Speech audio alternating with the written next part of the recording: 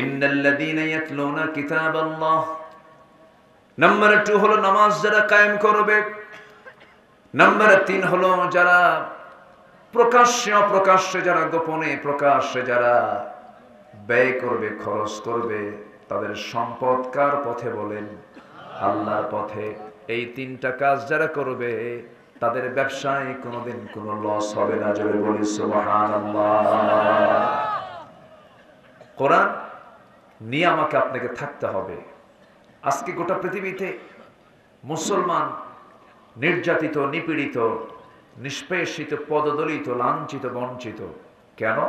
এটার মূল কারণ হলো মুসলমান তার ঐতিহ্য থেকে, ইতিহাস থেকে শিক্ষা না নিয়ে, মুসলমান তার নিজস্ব সংস্কৃতি, তাহজিব, তামাদ্দুনকে ভুলে গিয়ে মুসলমান ভিন্ন খাতে, ভিন্ন প্রবাহে, ভিন্ন দিকে মোড় নেওয়ার কারণেই আজকে মুসলমানদের এই চরম একটি সিচুয়েশন মুসলমানকে আজকে অতিক্রম করতে হচ্ছে। মুসলমান যদি তার লাইনে থাকতো, মুসলমান যদি তার সেই তাহজিব তামাদ্দুনকে নিয়ে যদি থাকতো, মুসলমান কি শাসিতের জাত না শাসকের জাত? মুসলমান শাসন করেছে হাজার হাজার বছর। আম্বে কেরাম ছিলেন শাসক, রাষ্ট্র পরিচালনা করেছেন তারা। কিন্তু আজকে গোটা পৃথিবী জুড়ে মুসলমান সবচেয়ে মার খাচ্ছে কম না বেশি? মার খাচ্ছে কম না বেশি? এটা যদি আপনি বলেন কেন খাচ্ছে মার, কেন এই অবস্থা হচ্ছে মুসলমানের, এই দিকে লক্ষ্য করে একজন দার্শনিক, বিশ্বদ্রষ্টা, কবিগুরু ডক্টর আল্লামা ইকবাল তিনি সুন্দর করে তার ছন্দের মধ্য দিয়ে একটা লাইনে গোটা কারণটা তিনি তুলে ধরেছেন। তিনি কি বলছেন? ও জমানে মে মুআজ্জাজ থে হাম মুসলমান হোকর और तुम खारे हुए तारिके कुरान होकर।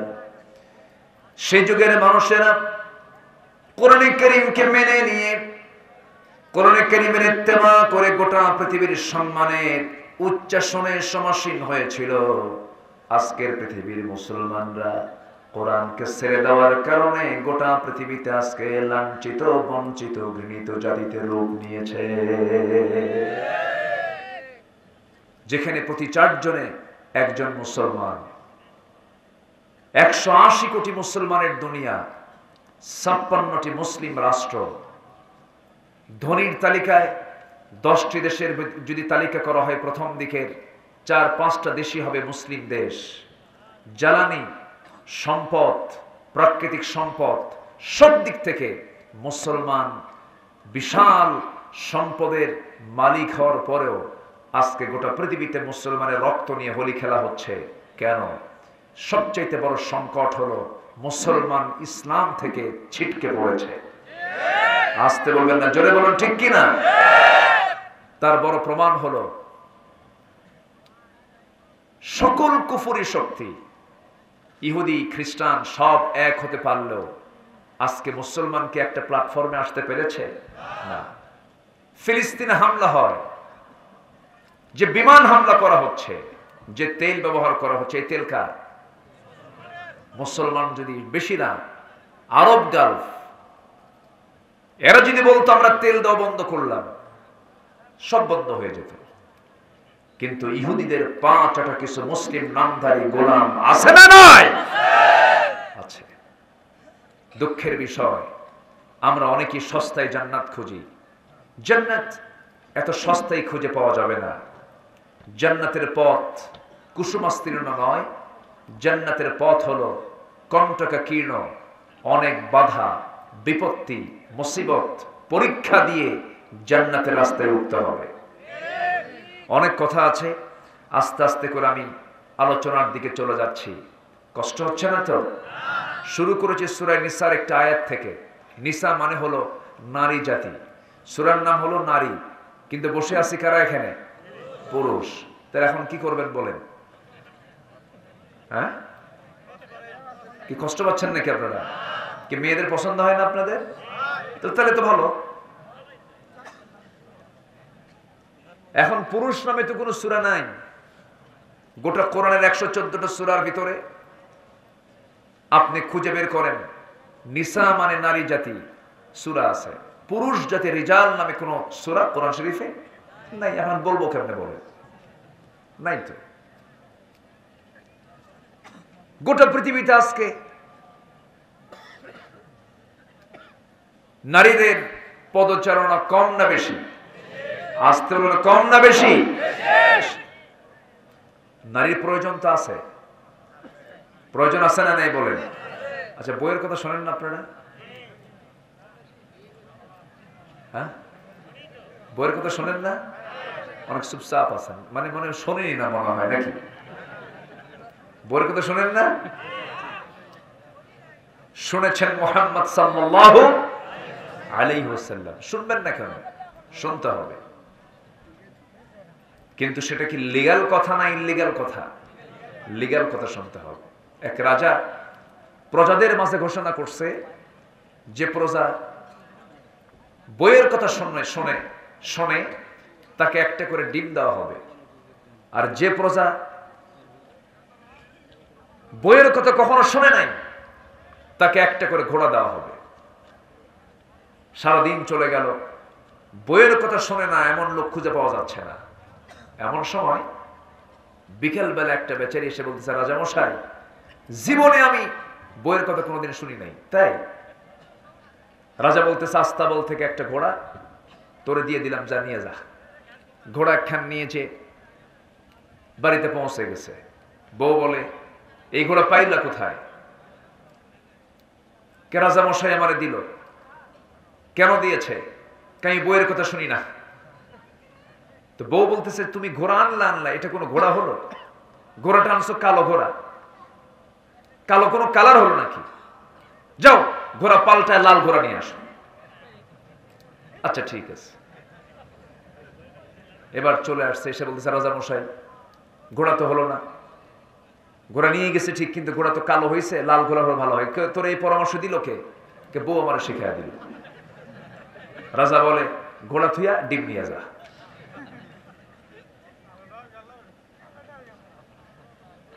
সন্ধ্যা হয়ে গেছে, রাজা গেছে রানীর সামনে। রানী মুস্কি মুস্কি হাসি মেরে বলে, রাজামশাই, বইয়ের কথা শোনে না এমন লোক কি পাইছেন? কে পাইছিলাম একটা, কিন্তু শেষে দেখি এটাও বইয়ের কথা শোনে। কথায় রাজামশাই, যারা বইয়ের কথা শুনে তাদেরকে না ঠকায়া ওদেরকে মাত্র একটা করে ডিম দিবেন, এটা কেমন হয়? অন্তত 5 কেজি করে চাল দেন, কিছু কাজ হবে। আচ্ছা ঠিক আছে। পরের দিন সকালবেলা উজিরদের সামনে নিয়ে বলতেছে, দেখো আমার উজির বৃন্দ, যারা বইয়ের কথা শোনে তাদেরকে অন্তত ডিমটা না দিয়ে আজকে থেকে 5 কেজি করে চাল দেওয়া হোক। খাদ্যমন্ত্রী বলে, রাজামশাই, আপনাকে এই পরামর্শ দিল কে? বউ আমার শিখাই দিল। তাহলে রাজাও শোনে, প্রজাও শোনে, শুনবেন না কেন? কিন্তু সেই শোনাটা শুনতে হবে বৈধ কথা না অবৈধ কথা?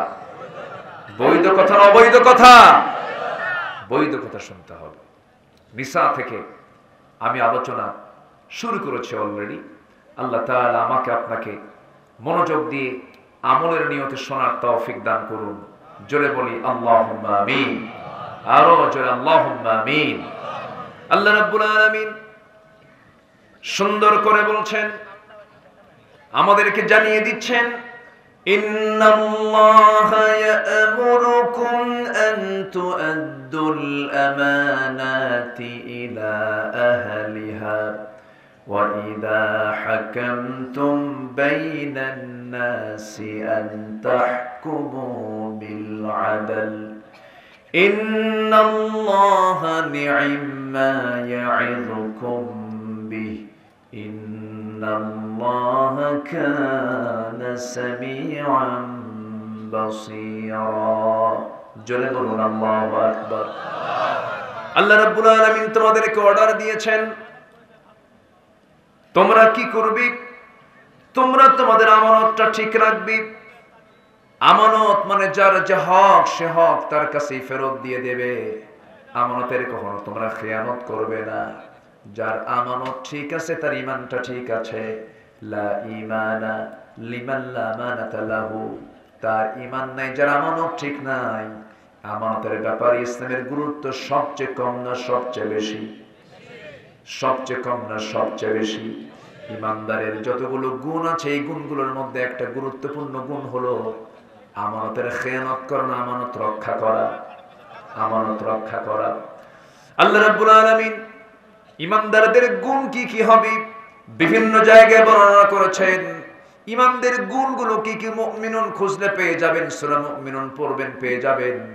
কাফিরদের চরিত্র কেমন, সূরা কাফিরুন পড়বেন পেয়ে যাবেন। মুনাফিকদের চরিত্র কেমন, মুনাফিকুন পড়বেন, সূরা পেয়ে যাবেন। সূরা মুমিনুন আল্লাহ রাব্বুল আলামিন বলেন, قد أفلح المؤمنون الذين هم في صلاتهم خاشعون والذين هم عن اللغو معرضون والذين هم للزكاة فاعلون والذين هم لفروجهم حافظون إلا على নামাজ ইমানদার বেশি না বেনামাজ ইমানদার বেশি?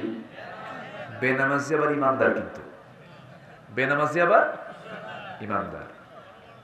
আমার দেশে টুপিওয়ালা বেশি না টুপিওয়ালা কম? টুপিওয়ালা কম না টুপিওয়ালাই তো কম? টুপিওয়ালা কয়জন? আচ্ছা, আমার দেশে দাড়িওয়ালা বেশি না দাড়িওয়ালা কম? দাড়ি ছাড়া বেশি না দাড়িওয়ালা বেশি? হ্যাঁ, দাড়িওয়ালা বেশি আমার দেশে, দাড়িওয়ালা বেশি। আচ্ছা আচ্ছা, বিড়ি খাওয়া লোক বেশি না বিড়ি ছাড়া লোক বেশি? ভালো করে বলেন। বিড়ি খাওয়া লোক বেশি। হ্যাঁ, তাহলে বিড়ি খাওয়া লোক বেশি, দাড়ি ছাড়া লোক বেশি, বেনামাজি লোক বেশি, আর মুসলমান কম না বেশি? মুসলমান বেশি, কিন্তু মুসলমানের যে চরিত্র, দাড়ি আলা হবে না দাড়ি ছাড়া হবে? আচ্ছা, মুসলমান নামাজি হবে না বেনামাজি হবে? নামাজি হবে। তাহলে মুসলমানের যে চরিত্র, সূরাত এবং সিরাত, বাহ্যিক সামান্য কিছু কম বেশি, এখানেও মুসলমানের আমার দেশের সমস্যা আছে না নাই? আসতে বলবেন না, আছে না নাই? আছে। কেন জানেন? এর মূল কারণ হলো, আমি যদি বলি এখানে যারা বসে আছেন যে কোরআনের আলোচনা শুনতে আসছেন, এই কোরআনটা সহি করে পড়তে পারেন, শুদ্ধ করে পড়তে পারেন, হাত কি বেশি উঠবে না কম উঠবে? সহি করে পড়তে পারেন, এই হাতের সংখ্যা কি খুব বেশি হবে না খুব কম হবে? খুব কম হবে। এটার জন্য প্রথম দোষ ব্যক্তিগত, এটা ব্যক্তির দোষ, এটা ঠিক আছে, কিন্তু এটার জন্য আরো কিছু দায়বদ্ধতা, অনেকের দোষ আছে না নাই? আসতে বলবেন না, আছে না নাই? আমার দেশে বহু বিসিএস ক্যাডার, যারা বিসিএস করে চাকরি বাকরি করছেন, দেশের যারা ফার্স্ট ক্লাস নাগরিক, বিসিএস ক্যাডার, অথচ তাকে যদি বলা হয় আপনি সূরা ফাতিহাটা সহি করে পড়েন, পড়তে পারবে না। আমি কি ভুল বলছি? আমি কি ভুল বলছি? অথচ সকল শেখার আগে উচিত ছিল কোরআনটা তার শিখে নেওয়া। যদি এমনটা হতো, বিসিএস পরীক্ষার ভাইভা বোর্ডে এমন শর্ত যদি জড়িয়ে দেওয়া হতো, সকল বিসিএস পরীক্ষার ভাইভা বোর্ডে যে মুসলমান, তাকে গোটা কোরআনের যে কোনো পৃষ্ঠা থেকে এক পৃষ্ঠা কোরআন তাকে সুন্দর করে তেলাওয়াত করে শোনাতে হবে। কারো কি তেলাওয়াত ভুল থাকতো? আসতে বলবেন না, ভুল থাকতো? পার্লামেন্টে কারি সাহেব যায় না একদিন, তো তেলাওয়াতের জন্য একজন এমপি কে দায়িত্ব দিয়েছে। এমপি তেলাওয়াত করতেছে, কেল হে আল্লাহ হে হে, শয়তান কয় তোর চেয়ে আমার তেলাওয়াত ভালো আছে। এই হচ্ছে আমার দেশের মুসলমানের হাল, মুসলমানের দশা। জান্নাত পেতে হলে মূর্খ কখনো জান্নাত পাবে না। ইসলাম না জেনে, না বুঝে, না মেনে জান্নাত পাওয়া যাবে না। আমার কথা কি বোঝা যায়? আমার কথা কি বোঝা যায়? বুঝতে হবে। আমরা শিখব সবার আগে। জোরে বলি ইনশাআল্লাহ, জোরে বলি ইনশাআল্লাহ। ব্রাহ্মণের ছেলে ব্রাহ্মণ হতে পারে, খ্রিস্টানের ছেলে খ্রিস্টান হতে পারে, ইহুদির ছেলে ইহুদি হতে পারে, কিন্তু মুসলমানের ছেলে মুসলমান হতে পারে না যদি ঈমান না থাকে, ইসলাম না থাকে। ইমামের ছেলে ইমাম হতে পারে না যদি তার মধ্যে ইমামতির যোগ্যতা না থাকে। আমার বন্ধুগণ, ইমানদার হতে হলে ইমান থাকতে হবে, মুসলমান হতে হলে মুসলমানিত্ব তার মধ্যে থাকতে হবে, গুণ তার মধ্যে থাকতে হবে। আজকে নামাজ নাই, অথচ মরে গেলে প্রথম প্রশ্ন হবে নামাজ। আবার কিয়ামতের দিন যে সমস্ত বান্দাকে আল্লাহ রাব্বুল আলামিন জান্নাত না দিয়ে জাহান্নাম দিবেন, যতগুলো অপরাধ তার জীবনে হয়েছে এর মধ্যে 1 নম্বর অপরাধ হবে কি বলেন? নামাজ ছেড়ে দেওয়া। জাহান্নামে যারা যতগুলো কারণ আছে এর মধ্যে অন্যতম 1 নম্বর কারণ হলো নামাজ যারা পড়ে জানে তারা জাহান্নামে যাবে। এত বড় গুরুত্বপূর্ণ নামাজের মতো একটা ইবাদত, আমার দেশে বহু জনসভা আছে, লক্ষ লক্ষ মানুষ সেখানে যায়, নেতা বক্তব্য দেয়, লক্ষ লক্ষ মানুষ সেখানে হাজির হয়, অথচ ফরজ নামাজ জোহর চলে গেল, আসর চলে গেল, মাগরিব চলে গেল, এশা চলে গেল, নামাজের কোনো কর্মসূচি নাই। যেই নেতৃত্বে নামাজের গন্ধ পাওয়া যায় না, যে নেতার মধ্যে নামাজ নাই, যে নেতৃত্বে নামাজের কোনো কর্মসূচি নাই, সেই নেতৃত্বের মুখে আমরা জুতা মারি, থুতু মারি। রাজি আছেন কারা কারা? হাত উঁচু করে দেখান মুসলমান।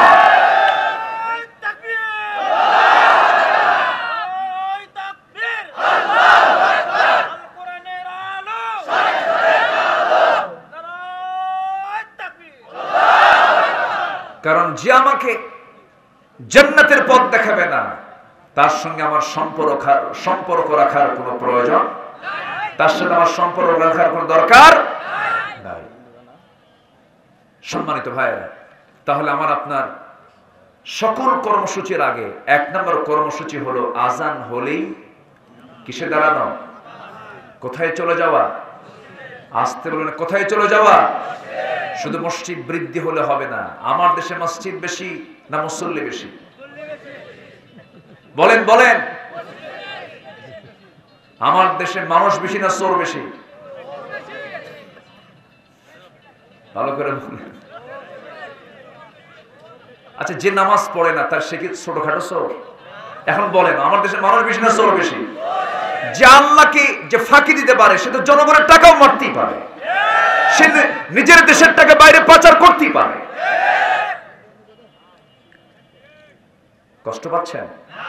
আল্লাহর কসম করে বলি, আমি কোন দলীয় এজেন্ডা নিয়ে এখানে আসিনি, আমি কোন নির্দিষ্ট দলের পক্ষে কথা বলতে আসিনি। আমি এখানে এসেছি কোরআন থেকে কিছু কথা বলতে। আমার আজকে আলোচনার সাবজেক্ট হচ্ছে আমানতদারিতা এবং ন্যায় বিচার। এই সংশ্লিষ্ট যে আয়াত, এই আয়াতকে সামনে রেখেই আমি কিছু কথা বলছি। ক্যামেরার কারণে অনেকে কষ্ট পাচ্ছেন, দেখতে পাচ্ছেন না, এ থামেন। ঠিক তো, সবই ঠিক, কিন্তু আপনি শুনছেন হাজার হাজার, আর আগামীকাল এই ক্যামেরাগুলো কোটি মানুষকে শোনায় দেবে, এটাও ঠিক। দুটোই যদি ঠিক হয় তাহলে আপনি আবার এরকম আপত্তি করেন কেন? আরে এখানে আওয়াজ হচ্ছে আর সামনে মাশাআল্লাহ সবাই আছেন তো, মনোযোগ দিয়ে আছেন তো সবাই? বলি আলহামদুলিল্লাহ। আমি কি আলোচনা চালিয়ে যাব? চালিয়ে যাব? জোরে বলি ইনশাআল্লাহ।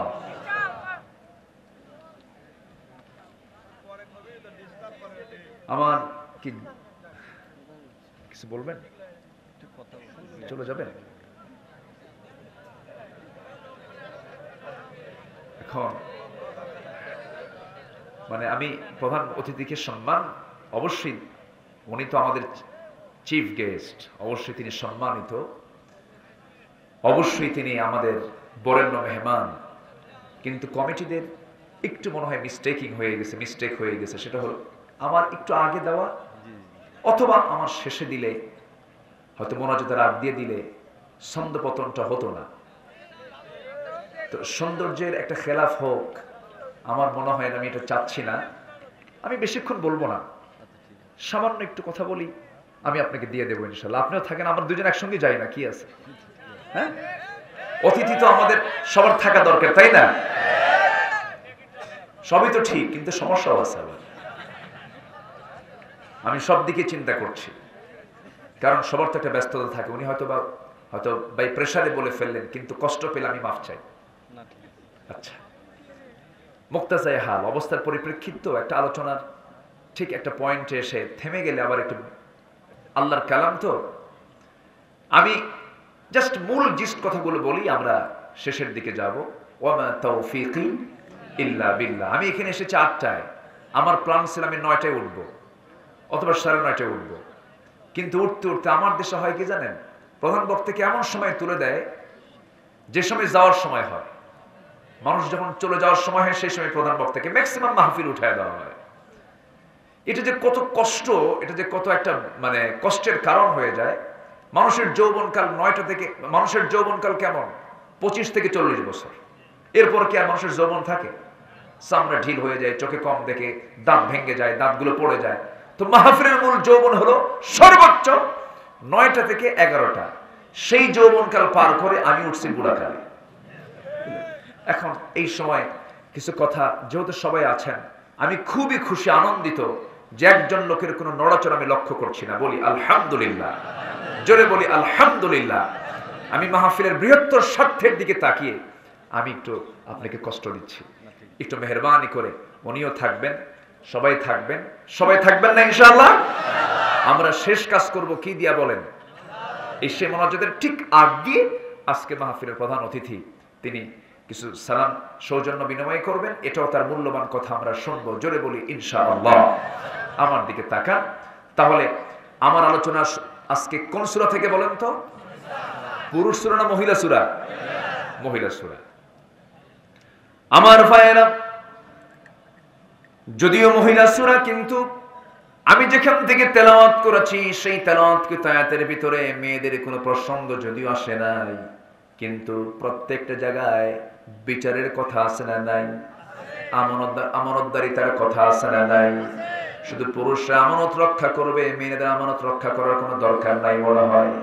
তাহলে মূলত কোরআনটা শুধু পুরুষ জাতির জন্য না মহিলা জাতির জন্য? সবার জন্য। মানুষ যার নাম তার জন্য প্রয়োজন। কোরআন যে মানবে সেই জান্নাত পেয়ে যাবে, কোরআন যে মানবে না সে কখনো জান্নাত পাবে না। আল্লাহ রাব্বুল আলামিন সুন্দর করে বলছেন, কুল নাহবিতু মিনহা জামিআন ফাইম্মা ইয়াতিয়ান্নাকুম মিন্নি হুদান ফামান তাবিআ হুদায়া ফালা খাউফুন আলাইহিম ওয়ালা হুম ইয়াহজানুন। আমার কিতাবের যারা ইত্তেবা করবে, এই কিতাবকে যারা মেনে চলবে, তাদের কোনো ভয় নাই, তাদের কোনো চিন্তার কারণ নাই। এই ওয়াদাটা কে করেছেন? আসতে বলবেন না, কে করেছেন? আল্লাহ করেছেন। এই জন্য আমরা কোরআন শরীফ, কোরআনটা বেশি করে পড়বো, জানার চেষ্টা করব। না জেনে না বুঝে জান্নাত পাওয়া যাবে না। জানার নাম ঈমান, মানার নামও ঈমান। জানতে হবে, মানতে হবে।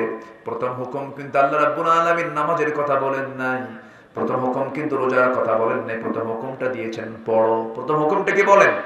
পড়ো। আমরা আগে পড়া শিখব, কোরআনটা জানার চেষ্টা করব, কোরআনটা বোঝার চেষ্টা করব। কুন আলিমান আও মুতাআল্লিমান আও মুস্তামিআন আও মুহিব্বান ওয়ালা তাকুন খামসান ফাতহুলিক।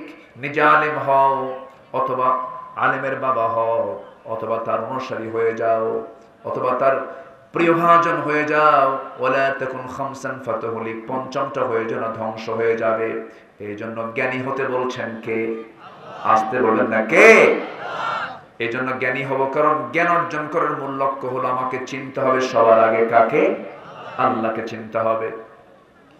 আমার ভাইয়েরা, আজকে যদি মুসলমানের ভিতরে যদি ইসলাম থাকতো, আজকে সমাজে সুদ চালু না যাকাত চালু? মনে হয় খুপি অঞ্চলে গাবতলীতে সুদ নাই। সুদ আছে? এলাকায় সুদ আছে? আচ্ছা আচ্ছা, আপনার কি রাগ করতেছেন নাকি? আপনারা কেউ ওঠেন না? সুদের কথা শোনার পরে যদি কেউ ওঠেন তাহলে তো লক্ষণ খারাপ। এই কথা শোনার পরে যদি কেউ ওঠে তাহলে ভাববো ওটাই সুদ খায়। বসেন, একটু বসেন। কত সময় চলে যায়, গত শীতের সময় মৌসুমে বিশ্বকাপ খেলা হলো আমার দেশে, দেখেন না, বিশ্বকাপ খেলার মৌসুম কিন্তু আমার দেশে। শ্রোতারা দেখতে লাগলো রাত ৩টা ২টা, বিশাল বড় লাল কি বলে রূপালী পর্দা লাগাইয়া ৩টায় খেলা। 2টার দিকে ঘুম থেকে উঠে ওযু বানায়া সেজদা দিয়ে কয় আল্লাহ আমার দল যেন জিতে।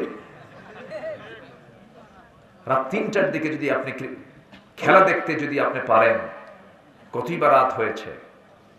এখানে বসে থেকে যদি আপনার মনের তৃপ্তি যদি না হয়, কোরআন শুনে যদি আপনার দিলের ভিতরে যদি একটা প্রভাব বিস্তার না করে, ভাবতে হবে আপনার পিছনে ওয়াসওয়াসা দেওয়ার জন্য কে বসে আছে? কে বসে আছে? বসো, কেউ নাড়াচাড়া করি, একটু আমরা শুনি। আল্লাহ তাআলা আমাকে আপনাকে অর্ডার দিয়েছেন, তোমরা আমানতটাকে ফুলফিল করো। যাকাত কি আমানত? অবশ্যই। সুদ কি আমানত? আসতে বলে। সুদ কি আমানত? যাকাত কি আমানত? যাকাত কার হক? এই আল্লাহর হক। বলেন যাকাত কার হক? ঘুমটুম লাগছে নাকি আপনাদের? সোজা বলতে হবে কথা। যাকাত বান্দার হক। যাকাত কার হক? আর নামাজ কার হক? হ্যাঁ, এখন বলেন নামাজটা কার হক? আল্লাহর হক। নামাজ পড়লে কার হক আদায় হয়? আর যাকাত দিলে কার হক আদায় হয়? বান্দার হক আদায় হয়। দেখেন আল্লাহ তাআলা কি সুন্দর ব্যালেন্স করেছেন। যেখানে নামাজ সেখানে যাকাত আছে না নাই? আকিমুস সালাহ ওয়া আতুজ যাকাত। কিন্তু আমার দেশে আবার ইসলামের ভিত্তি 5টা, কালেমা, নামাজ, এরপরে কি? রোজা। দেখেন, কালেমা, নামাজ, রোজা, হজ, যাকাত। যাকাত নিয়ে গেছে কয় নম্বরে? 5 নম্বরে। আচ্ছা, ইসলামের পিলার হলো 5টা, এর মধ্যে যাকাত হলো 3 নম্বরে, চলে গেছে 5 নম্বরে।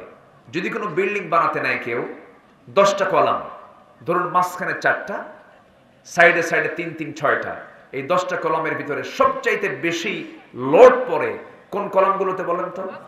মাঝখানে। সেখানে লোহার পরিমাণ, রডের পরিমাণ কম লাগে না বেশি লাগে? বেশি লাগে। তাহলে ইসলামের পিলার হলো 5টা। এর মধ্যে আগের 2টা কালেমা, নামাজ, কালেমা, সালাত, এরপরে হলো শেষে হচ্ছে হজ না রোজা, সম, হজ আর সম, আর মাঝখানে হলো যাকাত। যাকাত হচ্ছে 3 নম্বর, থার্ড পিলার অফ ইসলাম। আর সেটাকে আমরা ঠেলে নিয়ে গেছি কয় নম্বরে? 5 নম্বরে। বিল্ডিং ঠিক থাকে? এই জন্য সুদ ঢুকছে। কি ঢুকছে? সুদ ঢুকে গেছে। আপনি হজ করেছেন, আপনি নামাজ পড়েছেন, আপনি যাকাত দেন না, আপনি সুদের কারবার করেন, আপনার কোন ইবাদত আল্লাহর দরবারে মঞ্জুর হবে না। ঠিক কি না? সুদখোর নামাজি আমার দেশে আছে না নাই? আসতে বলবেন না, আছে না নাই? বোনের সম্পত্তি মেরে খাওয়া ভাই, মনে হয় গাবতলি নেই। এত জোরে হাসলেন আপনি? আছে? আছে? আমার মায়েরা মনে হয় এই সময়টা খুব খুশি হয়েছে। আমার মায়েরা, মা মনে মনে চিন্তা করতেছেন, হুজুর আসল লাইনটা আপনি পেয়ে গেছেন, সূরা নিসা থেকে আলোচনা করছেন, ভালো কথা। অনেক ভাই এখানে বসে আছে, ভাইগুলো ওয়াজ শুনেছে, ভাইগুলো মুখে দাঁড়িয়ে রাখছে, কিন্তু বোনদের সম্পত্তি বুঝে দেন একটু ভালো করে কম। তাদের কমন পড়ে গেছে। ঠিক তো ঠিকই, কিন্তু বোনের সম্পত্তি বুঝে দেয় না তো।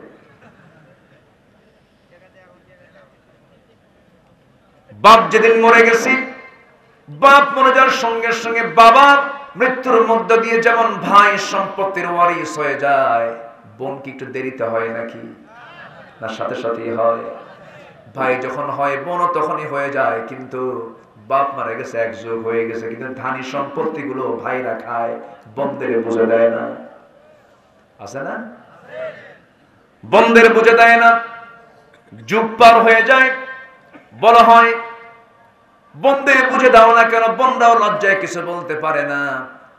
মাঝে মাঝে বোনদের দাওয়াত দেয়, একটু মিষ্টি খাওয়ায়, ঈদের পর্বে দাওয়াত দেয়, বিভিন্ন ভালো মন্দ কিছু খাওয়ায়। আবার মাঝে মাঝে পাশে বোনকে বসায় বলে, বোন আমার রাগ করো না, একটা কথা বলি কি, অংশ নিলে কিন্তু ধ্বংস হয়। দেখছেন কি ফতুয়া দিল? মনে হয় ওহী নাযিল হয়েছে শয়তান থেকে উপরে। আছে না নাই? বোনকে সম্পত্তি বুঝে দেয়, এটা কি আমানত না খেয়ানত? বলেন আমানত রক্ষা না খেয়ানত হলো এটা? এটা কি ইমানদারের কাজ না জালিমের কাজ? জালিমের কাজ। মনে মনে হয়তো চিন্তা করতেছেন, হুজুর কি ওয়াজ শুনতে আসলাম, আপনাদের বনের সম্পত্তি বের করে দিয়ে দিচ্ছেন, এরকম মনে করতেছেন নাকি আপনারা? আমার ভাইয়েরা, এরকম করে আমানতের কথা যদি বলি, ঘন্টার পরে ঘন্টা চলে যাবে, বহু প্রসঙ্গ চলে আসবে। আমানতদারিকে কখনো নষ্ট করা যাবে না। যে যে দায়িত্ব পালন করেন, স্বামী স্ত্রীর জন্য আমানত, স্ত্রী স্বামীর জন্য আমানত। স্বামীর হক নষ্ট করতে পারবে না স্ত্রী, স্ত্রী হক নষ্ট করতে পারবে না স্বামী। আজকে এমন হক নষ্ট হওয়ার পরিবেশ আছে না নাই বলেন? স্বামী আছে, স্বামী থাকতে পরকিয়া করা মহিলা মনে হয় বাংলার জমিনে খুঁজে পাওয়া যাবে না। বেশি হুজুর। এক নম্বর, শিশু পার্ক গুলোতে শিশুরা যায় না শিশুর মা খেলারা যায়? বলেন তো কারা যায়? সেখানে কি শিশু পাওয়া যায় না মা খেলা পাওয়া যায়? আজকে মহব্বত ভালোবাসা ঘরের ভিতরে আর নাই। সব মহব্বত আর ভালোবাসা গেছে কি বলেন? বটতলা, গাছতলা, আর এই পার্কে গাছের সিপাই সিপাই মোড়ে মোড়ে। আমি কি ভুল বলছি? এগুলোর নাম সংস্কৃতি নয়। এই নোংরামি ওয়াজ করে বন্ধ হবে না। ভার্সিটির ক্যাম্পাস গুলো হয়ে গেছে নোংরা প্রেমের আড্ডাখানা।